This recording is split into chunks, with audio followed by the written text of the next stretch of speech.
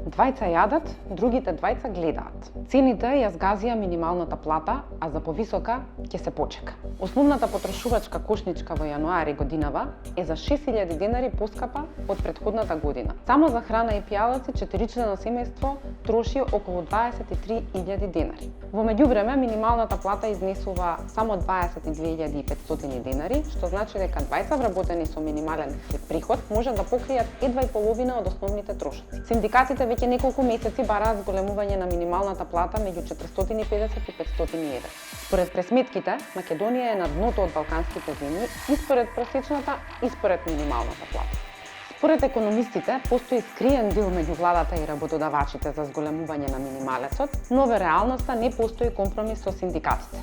Владата воведе така наречени социјални кошници со намалени цени на прехранбените основни производи, но граѓаните реагираат дека намалувањата се минимални и привремени. Во март годинава се очекува законско зголемување на минималната плата, но сепак тоа за голем дел од работниците не е доволно за покривање на основните трошоци за живот.